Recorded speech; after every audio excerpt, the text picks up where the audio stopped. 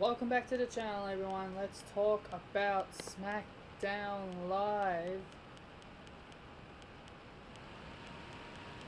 So let's get this over with very quickly.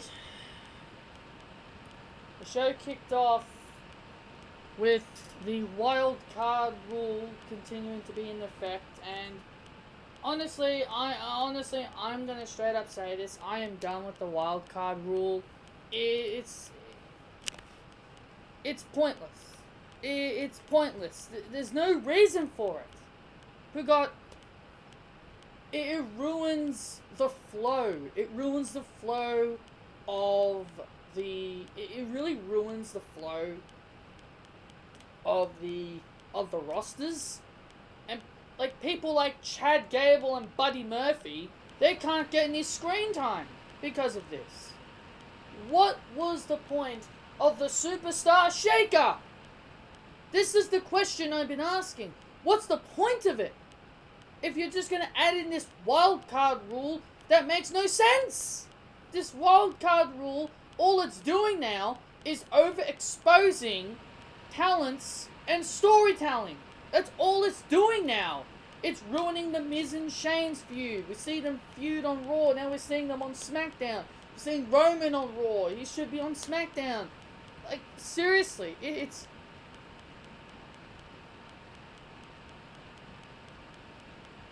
It doesn't... It makes no sense. I'm tired of it. I'm tired of it. It just doesn't make sense. This wild card rule is nothing but a wild card mess. It's all it is. There's no reason to be seeing people show up constantly. We need to stick to the way everything was. Superstars of Raw, stay on Raw, and the superstars of SmackDown, stay on SmackDown. Also, it has been reported that SmackDown will stay 2 hours when they go to Fox. That's another thing I heard as well, which I think is absolutely fantastic. There's no reason for SmackDown to add another hour. There's no reason to add another hour to SmackDown Live. So I think that's great. So The Miz and Roman Reigns kick off SmackDown. Then Shane McMahon comes out and says he's going to be banning The Miz from the arena. Yeah, I guarantee you he'll probably be coming back. Because what else happens when people get barred from the arena? So, and then out come the Usos when Daniel Bryan and Eric Rowan join in to gang up on Roman Reigns and The Miz. The Usos come in, and this is what I'm saying.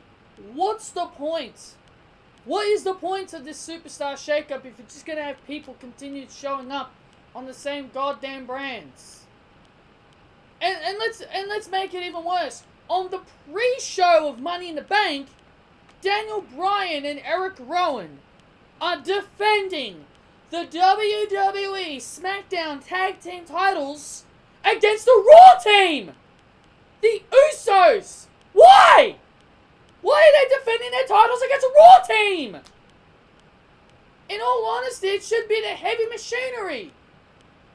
They were backstage last week congratulating Daniel Bryan and Eric Rowan. That was a perfect opportunity. This is another reason why that this wild card rule is dumb. So does that mean a SmackDown guy can challenge Seth Rollins for the Universal Championship? Does that mean someone from Raw can challenge Kofi Kingston for the WWE Championship? There's no reason for this! I don't want to raise my voice too much, but there's no reason for this! It's dumb! This wildcard rule has completely ruined everything. Nostalgia last week. It was just nostalgia for me last week. This week, it's back to seriousness. And I'm already sick of it.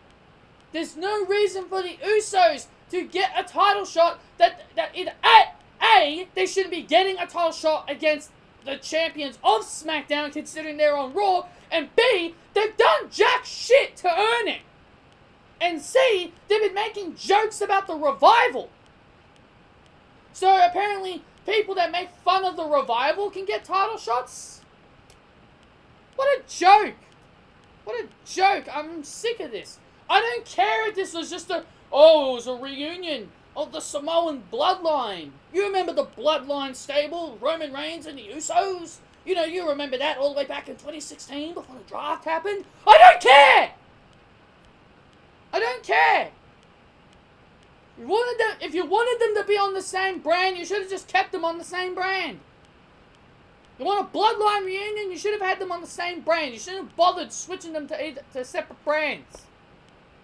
Like I told you, what was the point? What's the point in adding this wildcard rule when we just had the Superstar Shakeup? Why? It's pointless. And I'm not saying this to be a smart. I'm saying this because I'm a wrestling fan and I'm voicing my opinion. What a joke. So we had Fatal 4-Way. We had Andrade take on Finn Balor, Ali, and Randy Orton in a Fatal 4-Way. Yeah, the headline. Here's the one thing. The headline. This was the headline of SmackDown. When you go on WWE.com and you click on SmackDown Live, this was the headline. The front and center thing you look at. This was the front and center thing on SmackDown Live. And this is your opening match. Your opening match is the headliner, which was the headliner of the entire thing. Because you had it on the big graphic.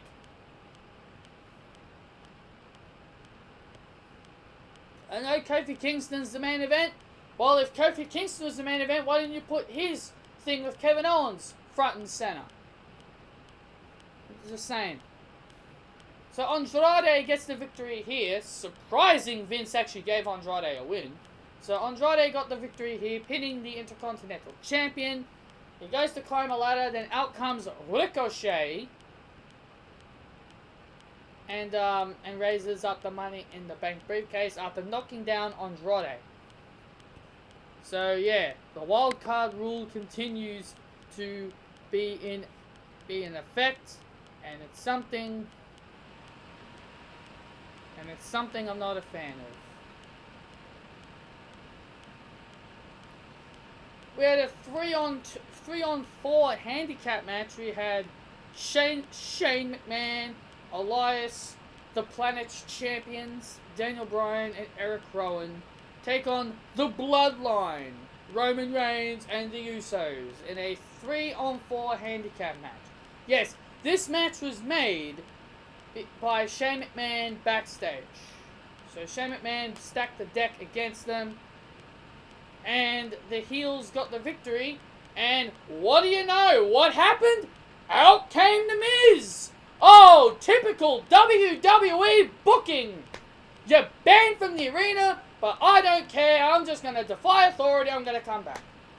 Typical WWE booking. Typical. It's typical booking. Also, I want to mention something real quickly here before I get on to the next segment.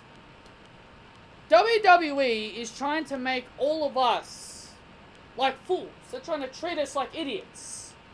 Carmella, and even on their Twitter, and even on WWE.com's WWE's Twitter page, because I didn't watch SmackDown, I saw this on Twitter, but Carmella said this in her promo when the SmackDown women were talking about the Money in the Bank. They said that Carmella is going for a three-peat. They said Carmella's going for a three-peat in the Money in the Bank. Excuse me, but as far as I know, to get a three-peat, you need to win 2 times in a row, 2 times in 2 years. Now, now,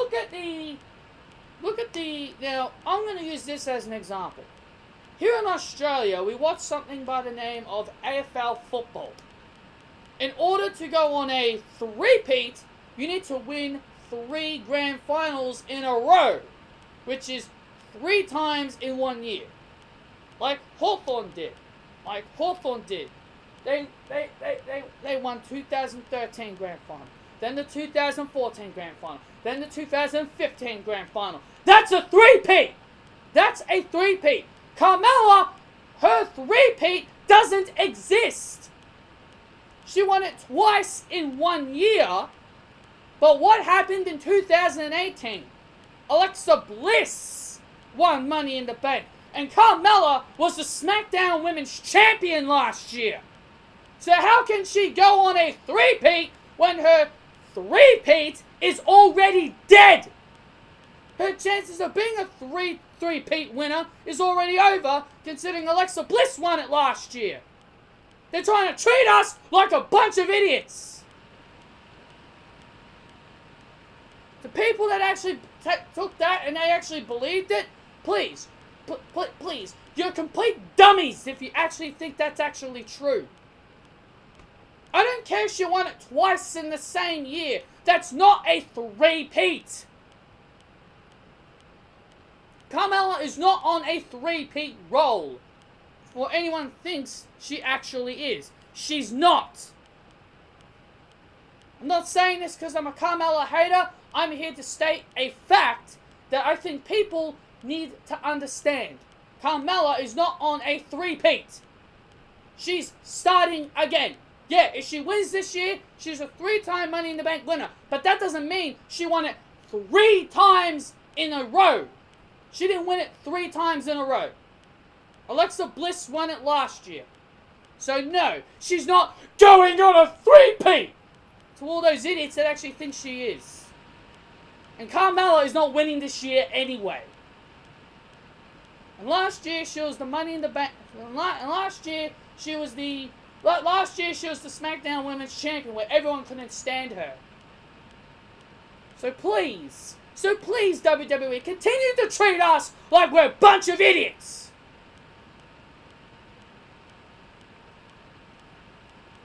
Next we had Mandy Rose and Sonya Deville competing in action. They took on Kairi Sane and Asuka, which now have a name for their tag team. And God, it's awful.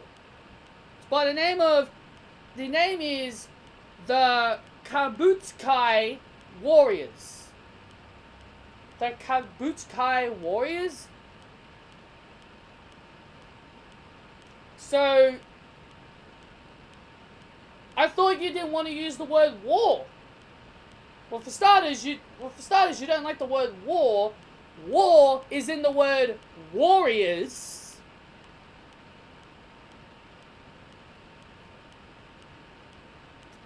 You use the word warrior, but you don't like the word war. 2, it's an awful name. 2, it's an awful name. And I'm not saying this because I don't like them. Paige explained the name backstage after their victory, which was very obvious. Paige, I don't care what you tell me behind the name. I don't care how you explain the name. It's awful!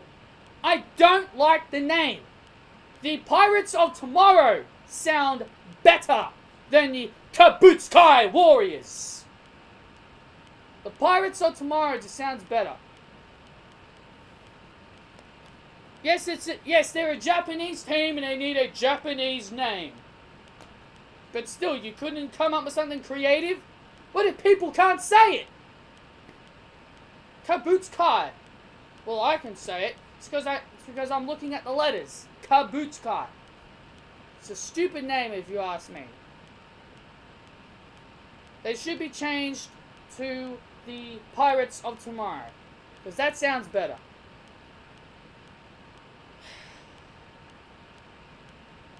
Man, on Twitter, I was in a nitpicking mood, I tell you that.